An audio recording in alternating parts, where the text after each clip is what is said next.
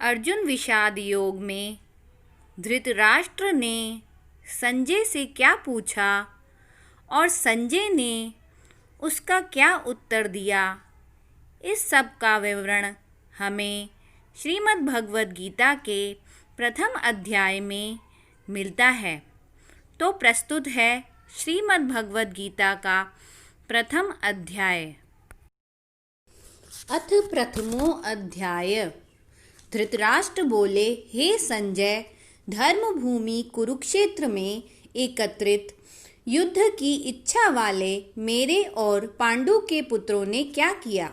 संजय बोले, उस समय राजा दुर्योधन ने व्यूह रचना युक्त पांडवों की सेना को देखकर और द्रोणाचार्य के पास जाकर यह वचन कहा, हे आचार्य, आपके बुद्धिमान शिष्य द्रुपद पुत्र धृष्टद्युम्न द्वारा व्यूहाकार खड़ी की हुई पांडु पुत्रों की इस बड़ी भारी सेना को देखिए।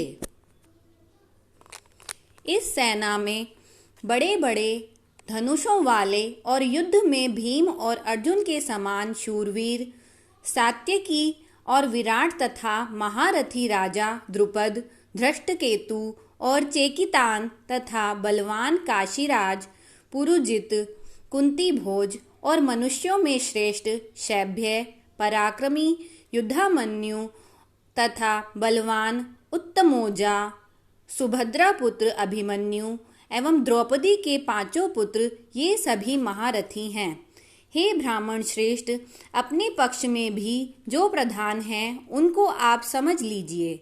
आपकी जानकारी के लिए मेरी सेना के जो जो सेनापति हैं उनको बतलाता हूँ। आप द्रोणाचार्य और पितामह भीष्म तथा कर्ण और संग्राम विजयी कृपाचार्य तथा वैसे ही अश्वत्थामा, विकर्ण और सोमदत्त का पुत्र भूरिश्रवा और भी मेरे लिए जीवन की आशा त्याग देने वाले बहुत से शूरवीर अनेक प्रकार के शस्त्र अस्त्रों से सुसज्जित और सब के सब युद्ध में चतुर हैं। भीष्म पितामह द्वारा रक्षित हमारी वह सेना सब प्रकार से अजेय है और भीम द्वारा रक्षित इन लोगों की यह सेना जीतने में सुगम है। इसीलिए सब मोर्चों पर अपनी अपनी जगह स्थित रहते हुए आप लोग सभी निसंदेह भीष्म पितामह की ही सब ओर से रक्षा करें।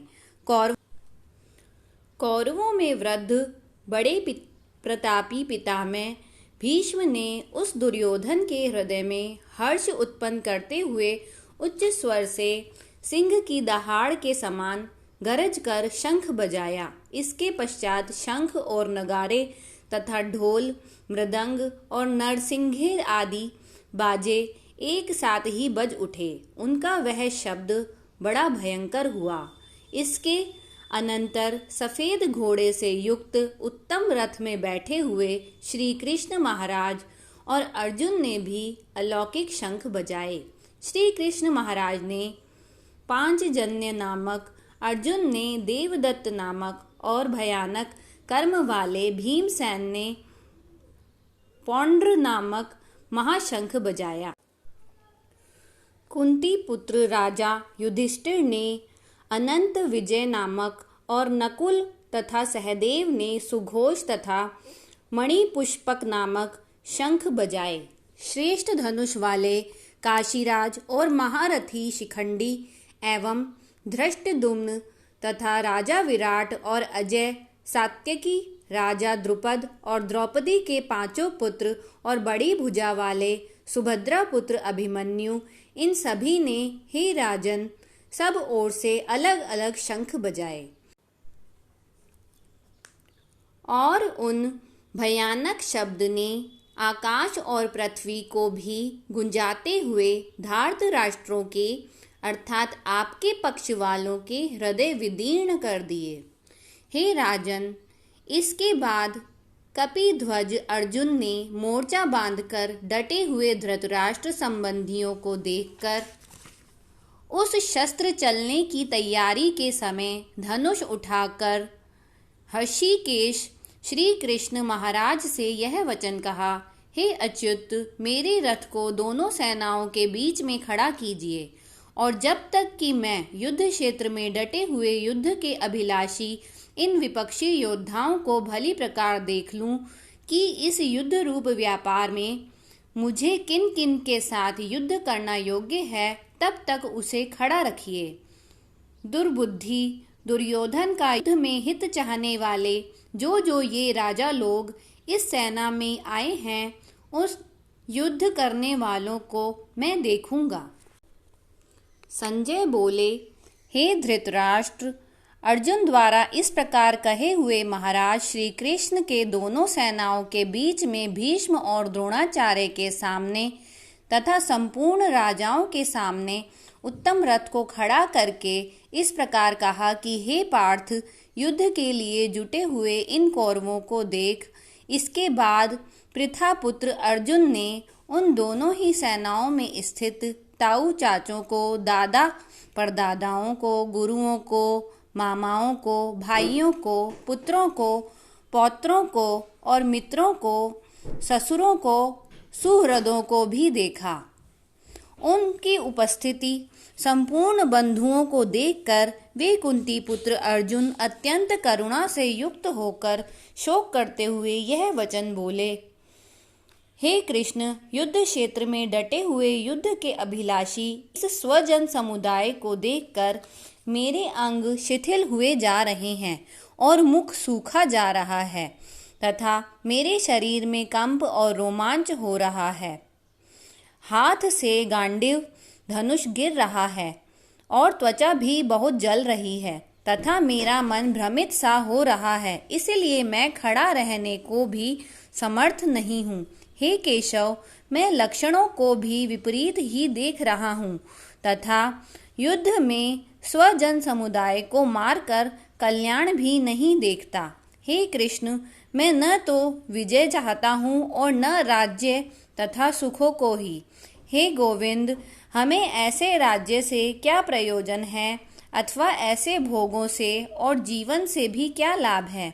हमें जिनके लिए राज्य, भोग और सुख आदि अभिष्ट हैं, वे ही ये सब धन और जीवन की आशा को त्याग कर युद्ध में खड़े हैं। गुरुजन, ताऊ चाचे, लड़के और उसी प्रकार दादे, मामे, ससुर, पौत्र, साले तथा और भी संबंधी लोग हैं। हे मधुसूदन, मुझे मारने पर भी अथवा तीनों लोकों के राज्य के लिए भी मैं इन सबको मारना नहीं चाहता। फिर पृथ्वी के लिए तो कहना ही क्या है। हे जनार्दन, धृतराष्ट्र के पुत्रों को मारकर हमें क्या प्रसन्नता होगी।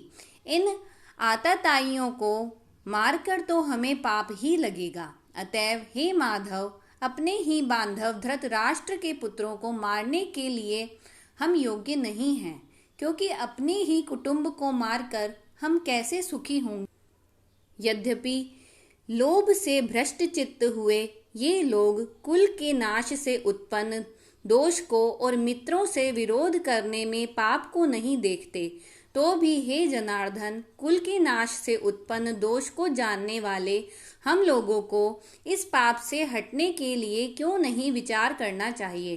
कुल के नाश से सनातन कुल धर्म नष्ट हो जाते हैं। धर्म के नाश हो जाने पर संपूर्ण कुल में पाप भी बहुत फैल जाता है।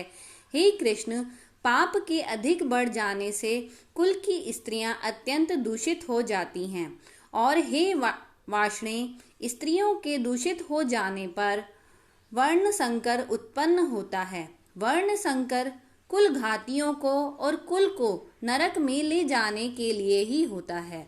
लुप्त हुई पिंड और जल की क्रिया वाले अर्थात श्राद्ध और तर्पण से वंचित इनके पितरलोक भी अधोगति को प्राप्त होते हैं।